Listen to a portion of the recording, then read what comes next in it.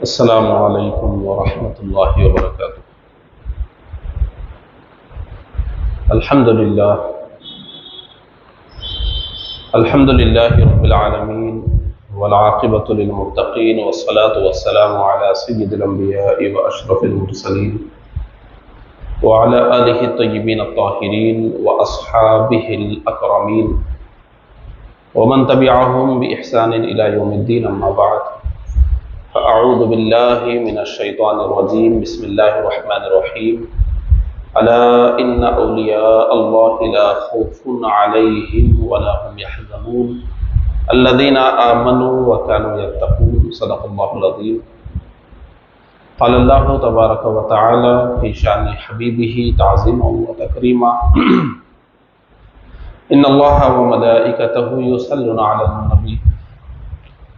یا ایہا الذین آمنوا صلوا علیہ وسلموا تسلیما، اللہم صل علی سیدنا شفیعنا ونبینا وحبیبنا ومولانا محمد مبارک وسلم، صلاۃ وسلاما علیک یا رسول اللہ صلی اللہ تعالی علیہ وآلہ وسلم۔ اللہ رب العالمین کا بہت بڑا فضل و کرم ہوا کہ ہم سب اللہ کے اس مقدس گھر میں جمع ہوئے۔ دعا ہے کہ مولا تعالی ہمارے گناہوں کو معاف فرمائے، ہماری عبادتوں کو شرف قبولیت عطا فرمائے، ہم سب کو نیک توفیق عطا فرمائے، ایمان کی زندگی اور ایمان کی موت نصیب فرمائے، روز قیامت حضور پاک صلی اللہ علیہ وسلم کی شفاعت نصیب فرمائے۔ معزز حاضرین کرام، یہ مہینہ خصوصاً اللہ کے نیک بندوں کی زندگی سے سبق حاصل کرنے کا ہے، اور صرف یہی مہینہ نہیں بلکہ اس وقت پوری امت مسلمہ کے جو حالات ہیں، دنیا کے تمام مسلمانوں کو اللہ والوں کی زندگی کو جاننا چاہیے اور ان کی پیروی کرنے کی کوشش کرنا چاہیے۔ معزز حاضرین اکرام، آپ اور ہم سب اچھی طرح جانتے ہیں کہ سرزمین فلسطین میں ہمارے مسلمان بھائیوں بہنوں پر بے انتہا ظلم ہو رہا ہے، جس کو بیان کرنے کے لیے الفاظ بھی نہیں ہیں۔ لیکن اس سے زیادہ حیرت کی بات یہ ہے کہ اب بھی امت مسلمہ بیدار ہونے کے لیے تیار نہیں ہے۔ ہر کوئی ایک دوسرے پر ذمہ ڈال رہا ہے، ہر کوئی دوسرے سے امید رکھے ہوئے ہے۔ یہ وقت ہر مسلمان کو اپنے حصے کی ذمہ داری ادا کرنے کا ہے۔ یہ مہینہ بالخصوص امام الاولیاء حضرت سیدنا سرکار غوث اعظم رضی اللہ عنہ سے منسوب ہے۔ اگر آج کا مسلمان سرکار غوث اعظم رضی اللہ عنہ کی زندگی کو مکمل طریقے سے پڑھ لے تو اسے یہ سمجھ میں آ جائے گا کہ آج امت مسلمہ کے جو حالات ہیں، بالکل 6ویں صدی میں بھی جس وقت سرکار غوث اعظم اس دنیا میں تشریف لائے، یہی حالات تھے۔ امت مسلمہ ایسی ہی بکھری ہوئی تھی، حکومتیں ایسے ہی کمزور ہو چکی تھیں، کہیں کچھ طاقتور حکومتیں بھی تھیں تو آپس میں لڑ رہی تھیں، اور مسلمانوں کا ہر طبقہ ہر لحاظ سے متاثر تھا، دینی لحاظ سے بھی متاثر تھا، دنیاوی لحاظ سے بھی متاثر تھا۔ ارباب حکومت بھی اقتدار کی ہوس میں، مال کی حرص میں، بے انصافی میں اور ترجیحی سلوک میں مبتلا تھے، اور عوام بھی ڈاکوؤں سے، چوروں سے، اچکوں سے پریشان تھی، اور ارباب مال و دولت اپنی عیاشیوں میں الگ مبتلا تھے۔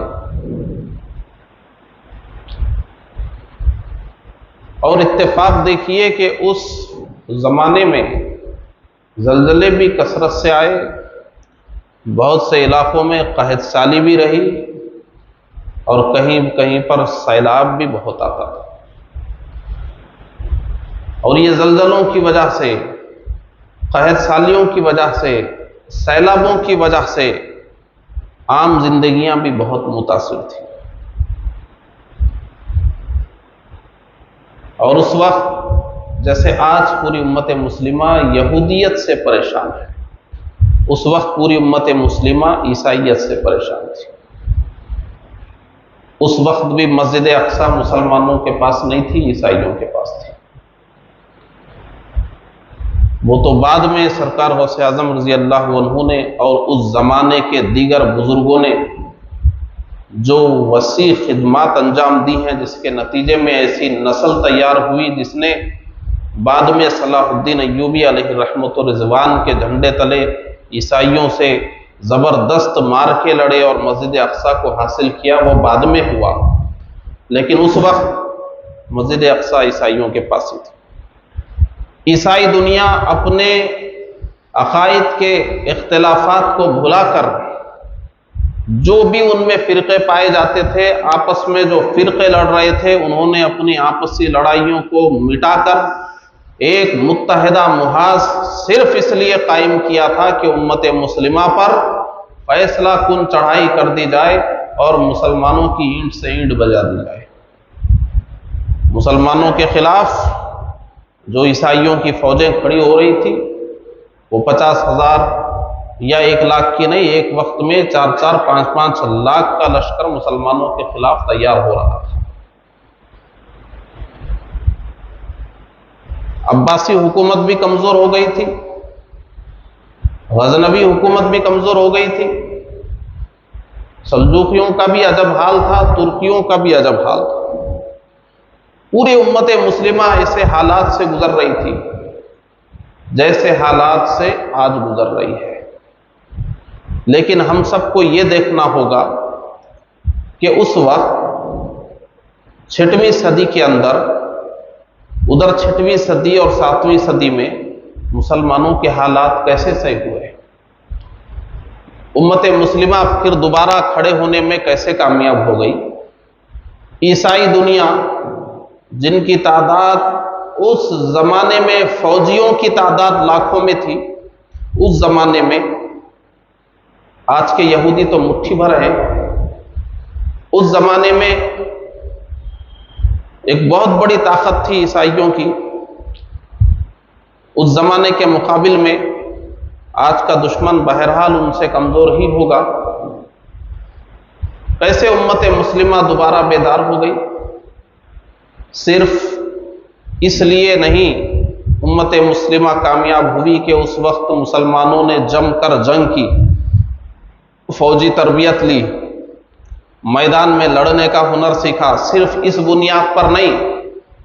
بلکہ انہوں نے اگر کامیابی حاصل کی ہے تو وہ صرف اور صرف اس زمانے میں جو بڑے بڑے علماء کرام اور مشائخ اعظام نے پوری دنیا میں ایک جو منصوبہ بنایا تھا امت مسلمہ کی اصلاح کے لیے،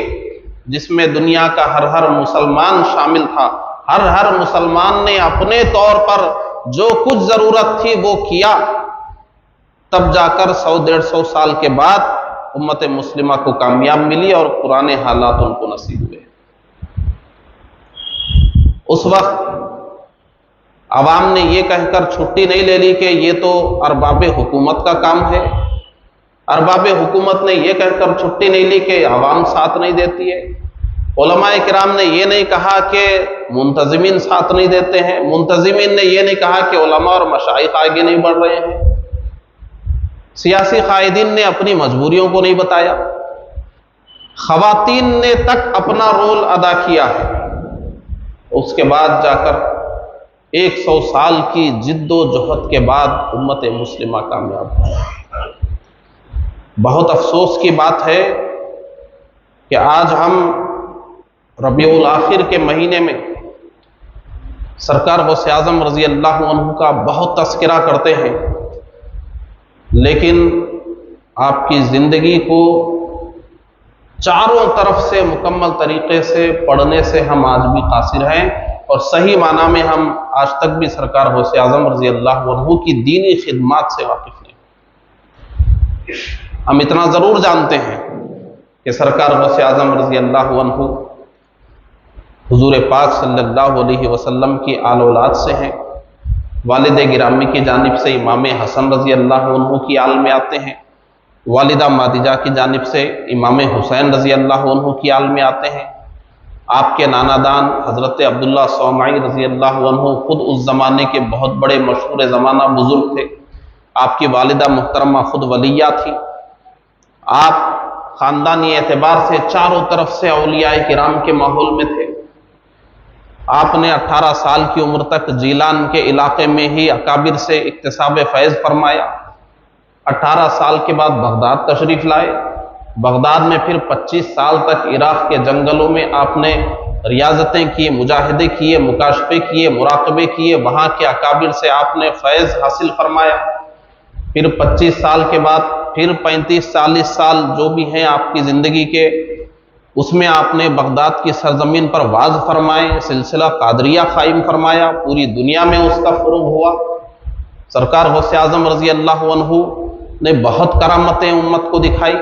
آپ کی بہت کرامتیں ہیں جن کا ہم تذکرہ کرتے رہتے ہیں، یہ سب ہم جانتے ہیں سرکار غوث اعظم رضی اللہ عنہ کے بارے میں۔ یہ بھی ہم جانتے ہیں کہ سرکار غوث اعظم رضی اللہ عنہ کے زمانے میں چونکہ قحط سالی ہر طرف عام تھی، 2 وقت کا کھانا ایک مسلمان کے لیے بہت بڑی بات ہو گئی تھی، بھوکوں کو کھلانے کی اہمیت جو قرآن و حدیث میں بیان ہوئی وہ اس زمانے میں اس کا مظاہرہ اپنے عروج پر تھا۔ سرکار غوث اعظم نے ہر مہینے کی 12 تاریخ کو، کیونکہ سرکار کی ولادت کا دن ہے، لوگوں کو کھانا کھلانے کا طریقہ بنایا تھا۔ پھر بعد میں آپ کے چاہنے والوں نے آپ کے وصال یعنی 11 تاریخ کو وہ کھلانے کا طریقہ اختیار کر لیا۔ پھر اس کے بعد سے صرف عراق میں نہیں بلکہ سرکار غوث اعظم کی زندگی کے آخری حصے میں پوری دنیا میں آپ کا فیضان پہنچ چکا تھا، تو پوری دنیا کے لوگوں نے پھر 11 تاریخ کو کھلانے کا اہتمام کیا، مالداروں نے ہر مہینے کی 11 کو کھلانا شروع کیا، متوسط اور غریب لوگوں نے سال میں ایک مرتبہ آپ کے وصال کی 11 تاریخ کو کھلانا شروع کیا۔ یہ سب ہم جانتے ہیں، بہت فضیلت اس کی بیان ہوئی، یہ سب ہم کھانے کھلانے کا سلسلہ قائم کیے ہوئے ہیں، جو کہیں سے بھی کوئی برا نہیں ہے۔ اللہ کے رسول صلی اللہ علیہ وسلم سے جب ایک صحابی رسول نے پوچھا تھا مجھے کوئی بہترین عمل بتا دیجئے جس میں بہت ثواب ہے، فضیلت والا کام ہو، تو حضور نے فرمایا تھا کھانا کھلاؤ، کھانا کھلا رہے ہیں۔ سرکار غوث اعظم نے اگر اس زمانے میں لوگوں کو کھانا بھی کھلایا تو اس کے پیچھے کوئی لذت لوگوں کو دینے کا مقصد نہیں تھا۔ جس طرح آج سرزمین فلسطین میں ہمارے مسلمان بھائی ایک وقت کے کھانے کے لیے تڑپ رہے ہیں، کئی روز سے بھوکے ترس رہے ہیں، اس زمانے میں بھی کچھ اسی طرح کے حالات تھے، جس کے بعد سرکار غوث اعظم رضی اللہ عنہ نے کھانے کا ایک نظام دنیا میں قائم فرمایا۔ آج عالمی تنظیمیں کھانا حاصل کر کے سرزمین فلسطین میں تقسیم کرنے کی کوشش کر رہی ہے۔ اس زمانے میں سرکار غوث اعظم رضی اللہ عنہ نے جو یہ مہم شروع فرمائی تھی غریبوں کو کھانا کھلانے کی، تو اس وقت سے لے کر آج تک قریب 900 سال گزر گئے، آج بھی ہم دیکھتے ہیں کہ آج پوری دنیا میں اس ماہ مبارک میں 11ویں شریف کے نام سے لوگوں کو کھانا کھلانے کی روایت قائم ہے۔ یہ کھانا تو ہم ضرور کھا رہے ہیں لیکن اس کا پس منظر ہم بھول گئے ہیں، 11ویں شریف کے کھانے کا پس منظر ہم بھول گئے ہیں کہ اس کا مقصد کیا تھا، کس لیے شروع کیا گیا تھا، کیا اس کے ذریعے سے کامیابیاں حاصل ہوئی۔ آج ہمیں ایک لقمہ بھی اٹھانا ہے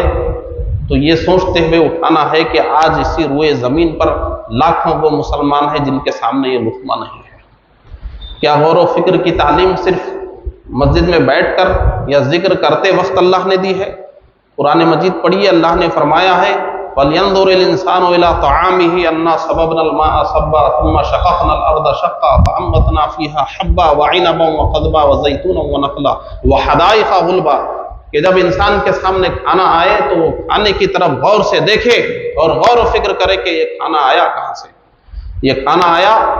آسمان نے پانی برسایا، زمین نے اس کو جذب کیا، پھر دانے سے پودا نکلا، پودے میں پھر بالیاں لگی، اس میں دانہ پیدا ہوا، سورج سے وہ پک گیا، چاند سے لذت حاصل کیا، پانی سے وہ سیراب ہوا، پھر وہ انسانی معدے کے لیے قابل ہضم نہیں تھا تو پھر آگ میں اللہ نے اس کو نرم کرنے کی، پانی اور آگ کو مل کر اسے نرم کرنے کی، انسان کے معدے کے قابل بنانے کی طاقت دی، تب انسان کے سامنے آیا۔ پوری دنیا کو، کائنات کو اللہ نے انسان کو دانہ پہنچانے کے لیے خدمت میں لگایا۔ کیوں اتنا عظیم ہے انسان؟ صرف اس لیے کہ وہ اللہ کی دی ہوئی امانت کو اٹھائے ہوئے ہے، اس زمین میں، اس کائنات میں اللہ کی عبادت کرنے والی یہ مخلوق ہے۔ اتنی گہری فکر ہمارا اسلام کھانے کو دیکھ کر اگر ایک مومن اتنا کچھ سمجھ سکتا ہے تو پھر آپ اندازہ کیجئے مسلمانوں کی تاریخ سے کیا سبق وہ نہیں لے سکتا، اولیاء کرام کی زندگیوں سے کیا سبق نہیں لے سکتا، سرکار غوث اعظم کی زندگی سے کیا سبق نہیں لے سکتا۔ امت مسلمہ کے پاس کامیابی کے سارے سامان موجود ہے، بس کمی یہ ہے کہ مسلمان ان اسباب کو استعمال میں لانا چھوڑ دیا ہے۔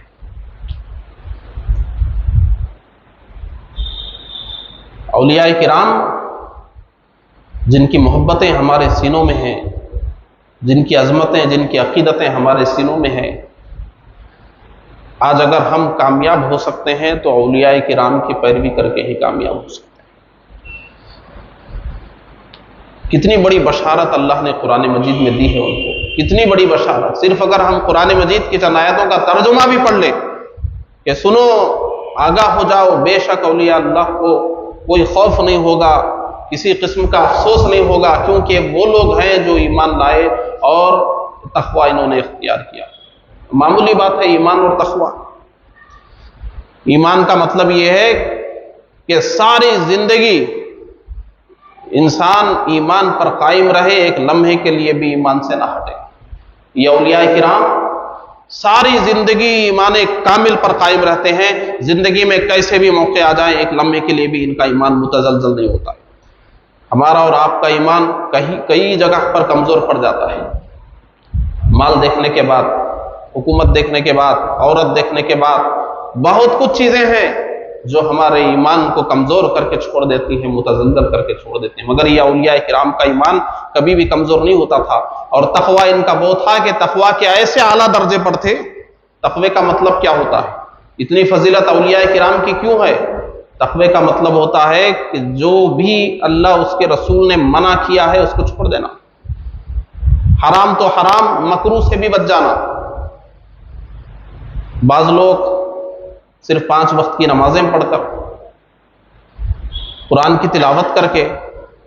کچھ ذکر و اذکار کر کے، ماں باپ کے ساتھ اچھا سلوک کر کے، چند چیزوں پر عمل کر کے وہ سمجھ لیتے ہیں دین اتنا ہی ہے اور میں پورے دین پر چل رہا ہوں۔ دین پوری زندگی کو ہمارے شامل ہے۔ اگر بنیادی طور پر کہا جائے تو یہ ہے کہ دل سے جو جو حرام کام ہوتے ہیں ان سے بھی بچنا ہے، زبان سے جو جو حرام کام ہو سکتے ہیں ان سے بھی بچنا ہے، اعضاء اور جوارح سے جو جو حرام کام ہوتے ہیں ان سے بھی بچنا ہے۔ آپ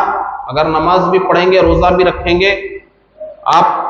حلال ذریعے سے بھی کمائیں گے، قرآن بھی پڑھیں گے، والدین کی بھی خدمت کریں گے، لیکن آپ کے دل میں تکبر ہے اور حسد ہے، بغض ہے، خود پسندی ہے، ریا ہے، آپ کامیاب مسلمان نہیں ہیں۔ آپ سوچیے اولیاء کرام وہ ہیں جو پوری زندگی دل کے بھی ہر گناہ سے اپنے آپ کو بچاتے ہیں، زبان کے بھی ہر گناہ سے اپنے آپ کو بچاتے ہیں، اعضاء اور جوارح کے گناہ سے بھی اپنے آپ کو بچاتے ہیں۔ پوری زندگی کیسے بھی حالات آ جائیں، کچھ بھی ہو جائے، ایمان کو کامل رکھنا ہر لمحہ، اور ہر لمحہ زبان کو، دل کو، اعضاء کو بری چیزوں سے بچانا، اور پوری زندگی اتنی صاف ستھرے انداز میں گزار کر دنیا سے چلے جانا، کیا یہ معمولی کرامت ہے؟ کوئی معمولی کارنامہ ہے؟ ایسی زندگی اولیاء کرام نے گزاری، اس لیے آج امت مسلمہ قائم ہے، اس لیے آج ہمارے اور آپ کے دلوں میں ایمان ہے، اس لیے آج ہمیں اور آپ کو دین معلوم ہے۔ ہمارے بزرگوں نے اپنی زندگیاں دین کے لیے اس لیے وقف نہیں کی تھی کہ ہم دین سے غافل ہو کے زندگی گزاریں۔ آج مسلمان کو ہر چیز کا شعور آ گیا ہے، پیسے کمانا چاہیے یہ شعور آ گیا ہے، بچوں کو عصری تعلیم دینا چاہیے، انگریزی سکھانا چاہیے، کمپیوٹر سکھانا چاہیے، سائنس اور ٹیکنالوجی کے میدان میں آگے بڑھانا چاہیے، یہ شعور آ گیا ہے مسلمان کے اندر۔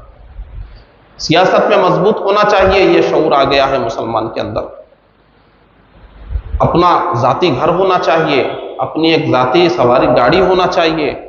کچھ بینک بیلنس ہونا چاہیے، آڑے وقت کے لیے بھی کچھ زمینیں ہونی چاہیے، یہ شعور آج مسلمان میں آ گیا ہے۔ اگر کوئی شعور آنے کی ضرورت ہے تو وہ صرف یہ ہے کہ مسلمان کو یہ شعور آ جائے کہ میں مسلمان ہوں، مجھے اسلام کے مطابق چلنا ہے، یہ شعور مسلمان میں آنے کی ضرورت ہے۔ آج ہم اور آپ کن ہاتھوں کو اٹھا کر یہودیوں کے خلاف ہم دعا کریں گے؟ ہمارے ہاتھوں میں یہودیت کھیل رہی ہے، ہم کس زبان سے یہودیت کے خلاف دعا کریں گے؟ ہماری زبانیں یہودیت کی بولی بول رہی ہیں، ہم یہودیت میں ڈوب گئے، یہودی کلچر میں ڈوب گئے ہیں، یہودیوں کی سازشوں کا شکار ہو گئے ہیں، یہودیوں کے آلہ کار ہم بن گئے ہیں اور اس کا ہمیں احساس نہیں ہے۔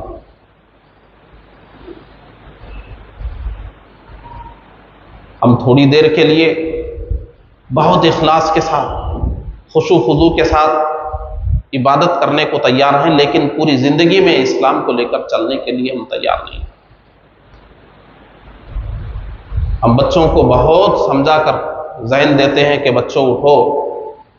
تمہاری صبح فجر کی نماز سے ہونا چاہیے، 5 منٹ قرآن شریف پڑھو۔ اولیاء کرام کی زندگی ایسی نہیں تھی جیسے تم جی رہے ہو، اٹھ کر پہلے فجر کی نماز پڑھو، کچھ قرآن کی تلاوت کرو، پھر اس کے بعد اسکول کا ہوم ورک چیک کر لو، اس کے بعد پھر کھانا وانا کھا لو، ٹفن لے کر اسکول جاؤ۔ جب ہم بچوں سے بعد میں پوچھتے ہیں تو بچے خود کہتے ہیں کہ ہماری امی نے کہا کہ تم اسکول جانے میں بہت وقت ہے، تم کو 9 بجے اسکول جانا ہے، صبح 5 بجے کیوں اٹھو گے؟ اسکول میں نیند آئے گی، شام تک تم تھک جاؤ گے، ابھی تم سو جاؤ، ابھی تم چھوٹے ہو، ابھی تم سو جاؤ، تم کو میں آج 8 بجے اٹھاؤں گی، اٹھنا، فریش ہونا، ناشتہ کر لینا، ٹفن لے کے اسکول چلے جانا۔ آج کی مائیں خود بچوں کو صبح سلانے کا کام کر رہی ہیں۔ ایک وقت تھا جب مائیں جگایا کرتی تھی۔ خود سرکار غوث اعظم کی زندگی دیکھیے، بوڑھی ہو چکی ہیں آپ کی ماں، شوہر نامدار بھی گزر چکے ہیں، ابا جان بھی گزر چکے ہیں، اور کوئی اولاد نہیں ہے، صرف سرکار غوث اعظم رضی اللہ عنہ ہیں، 18 سال کے جوان ہیں، اور یہ بوڑھی ہیں، ان کو خدمتوں کی ضرورت ہے، آنکھوں کے سامنے بیٹے کے رہنے کی ضرورت ہے، مگر آپ نے کیا کہا؟ جاؤ بغداد، جاؤ دین کی خدمت کرو، اب تم سے قیامت میں ملاقات ہوگی۔ یہ ہماری مائیں تھیں۔ آئندہ جمعہ جب میں مسجد اقصیٰ پر بات کروں گا کہ مسجد اقصیٰ عیسائیوں سے کیسے حاصل کی، صلاح الدین ایوبی علیہ الرحمٰن، نور الدین زنگی علیہ الرحمٰن، اور ان کو جو نسل ملی، وہ کس نے وہ نسل تیار کی، غوث اعظم کا اس میں کیا کردار تھا، امام غزالی کا کیا کردار تھا، اور اس زمانے میں جتنے بھی ہمارے اکابر تھے ان کی زندگیاں کیسے گزری، اور ان میں خواتین نے بھی کیا رول ادا کیا، وہ آئندہ جمعہ میں بیان کروں گا۔ وہ ہمارے اس زمانے کی خواتین تھیں، ان کا ایمان دیکھیے، اپنے بیٹے سے یہ فرما رہی ہیں کہ جاؤ دین کے لیے کام کرو، قیامت میں تم سے ملاقات ہوگی۔ کتنا مضبوط ایمان تھا کہ ایک ماں بیٹے سے قیامت کی بات کر رہی ہے، یہ ان لوگوں کا ایمان تھا۔ ایسی بہت مائیں ہیں اسلام کی تاریخ میں، بہت سی ایسی بیویاں ہیں اسلام کی تاریخ میں، بہت سی ایسی بیٹیاں ہیں، آج تاریخ میں ان کا نام سنہرے حروف میں لکھا ہوا ہے، لیکن آج مائیں بچوں کو خود صبح سلا رہی ہیں تاکہ اسکول میں فریش رہے، اچھا پڑھے، ٹیچر کے لیکچر کو اچھا سمجھے۔ جب امت مسلمہ کی خواتین خود اپنے بچوں کو جب وہ پیٹ میں رہیں تو انہیں میوزک اور گانے سنائیں، دودھ پلاتے ہوئے بھی انہیں میوزک اور گانے سنائیں، کھانا کھلانے کے لیے ان کے موبائل میں ہاتھ میں موبائل دے دیں کہ ریلز دیکھتے ہوئے ہمارے بچے کھانا کھائیں، اور وہ اسلام کو سمجھے بغیر، اسلام پر چلنے کی عادت پڑے بغیر اگر یہودی طرز پر وہ جب بڑے ہوں گے تو پھر ان سے ہم مجاہدین اسلام کے کردار کی توقع کریں گے تو ایسی کامیابی امت مسلمہ کو کسی زمانے میں نہیں ملی۔ ہر ایک کو آج بیدار ہونے کی ضرورت ہے۔ آج بہت ضرورت ہے، ہم بچوں کو پڑھاتے ہیں اور پڑھاتے پڑھاتے ہر قسم کے بچوں کا ہم نے تجربہ کیا ہے۔ بہت بنیادی بات عرض کر رہا ہوں، اعلی حضرت امام احمد رضا خان علیہ رحمت والرضوان نے بچوں کے حقوق پر جو کتاب لکھی ہے اس میں فرمایا ہے کہ مسلمان شادی کرنے کے لیے رشتہ بھی تلاش کرے تو نیک گھرانے کی بچی کو تلاش کرے تاکہ اس کی جو اولاد ہو اس پر ماموں کا اور اس کے ننیال کے لوگوں کا اثر پڑے گا۔ نیک خاندان میں شادی کرے گا تو جو اولاد ہوگی ننیال کی اچھی صفات بھی اس میں آئیں گی اور وہ ماں خود اچھی تربیت کرے گی، یہ باپ خود اچھی تربیت کرے گا۔ تو بچوں کی اچھی تربیت کے لیے اولاد تو دور کی بات ہے، نکاح ہونے سے پہلے ہی سوچنا چاہیے ایک مسلمان۔ اب یہ سب مسلمان نہیں دیکھ رہا ہے، صرف دولت کے پیچھے، خوبصورتی کے پیچھے، حسب نسب کے پیچھے جا کر، یہودی طرز معاشرت اپنا کر، ایام حمل غلط ڈھنگ سے گزار کر، ایام رضاعت کو غلط طریقے سے گزار کر، بچوں کو حلال حرام سب کچھ کھلا کر ان کی طبیعت کو ایسا سخت بنا دیا گیا ہے کہ ان کی طبیعت اور فطرت میں تعلیم آسانی سے اترتی نہیں ہے، تربیت آسانی سے اترتی ہی نہیں ہے، اچھی باتیں ان کے ذہن پر آسانی سے چڑھتی ہی نہیں ہے۔ غیر اسلامی چیزیں ہم نے بچوں کے اندر ان کی فطرت میں ایسے داخل کر دی ہیں کہ ایک معلم آج ناکام ہوتا ہوا نظر آ رہا ہے۔ آج مسئلہ فلسطین ہر جگہ چرچے میں ہے اور ہونا بھی چاہیے۔ ہر کوئی درد محسوس کر رہا ہے فلسطین کے مسلمانوں کا، لیکن ہم بار بار یہی کہہ رہے ہیں، صرف افسوس سے حالات بدلنے والے نہیں ہیں۔ قیامت کے دن اللہ تبارک و تعالی اکیلے آپ سے یہ تو نہیں پوچھے گا کہ پوری امت مسلمہ کیوں بگڑی ہوئی تھی، تم نے کیوں کچھ نہیں کی، یہ نہیں، بلکہ یہ پوچھا جائے گا کہ تم نے اپنی قدرت کے مطابق، اپنی طاقت کے مطابق اپنے حصے کا کیا کام انجام دیا، آپ کیا کر سکتے ہیں، وہ اگر آپ نے نہیں کیا تو صرف افسوس کرنے سے بری ذمہ نہیں ہو جائیں گے۔ اور بار بار ہمارے اکابر علماء یہی بتا رہے ہیں، کرنا کیا چاہیے؟ کرنا یہی چاہیے کہ آپ اسلام کو نافذ کیجئے، سنت رسول کو نافذ کیجئے۔ میں یہ نہیں کہہ رہا ہوں کہ آپ ڈاکٹری مت پڑھیے، انجینئرنگ مت پڑھیے، آپ دنیا کی، یہ نہیں کہہ رہے ہیں، بلکہ یہ کہہ رہے ہیں کہ جن گناہوں میں آپ ٹائم پاس کے لیے پڑے ہوئے ہیں، وقت گزاری کے لیے جن برائیوں میں آپ پڑے ہوئے ہیں، کم از کم پہلے ان کو تو اپنے اندر سے ختم کیجیے۔ آج کے ایک نوجوان سے میرا سوال ہے، کیا ضروری ہے رات میں 2-3 گھنٹے اس کو بے حیائی دیکھنا؟ کیا ایک مسلمان کے لیے ضروری ہے کہ وہ بستر پر لیٹے لیٹے 1-2 گھنٹہ بے پردگی کو دیکھے؟ کیا ایک نوجوان میں اتنی سکت نہیں رہی کہ وہ رات میں اپنے آپ اپنے خواہشات پر قابو کر کے جلدی سو جائے اور صبح اٹھ کر وہ محلے کی مسجد میں نظر آئے؟ کیا یہ طاقت ختم ہو گئی ایک نوجوان کے اندر؟ ایجادات نے کس طرح مسلمانوں کو پیچھے کر دیا۔ بار بار میں نے عرض کیا، بجلی کی ایجاد ہوئی، 11 بجے تک کی نیند گئی، انٹرنیٹ آیا تو ساری رات کی نیند چلی گئی۔ کیا ایک مسلمان یہ عزم نہیں کر سکتا کہ ارے جو تعلیم کے لیے جو مشکلات میں پڑ رہا ہے، کمائی کے لیے پڑ رہا ہے، میں ان کی بات نہیں کر رہا ہوں، جو آسانی سے جن حرام کاموں سے آپ بچ سکتے ہیں، آسانی سے جو آپ عبادتیں کر سکتے ہیں، اس میں بھی ناکام ہو رہے ہیں۔ یہ جمعہ کا اتنا مقدس موقع جب ہمارے جذبات نیک ہوتے ہیں، ہمارے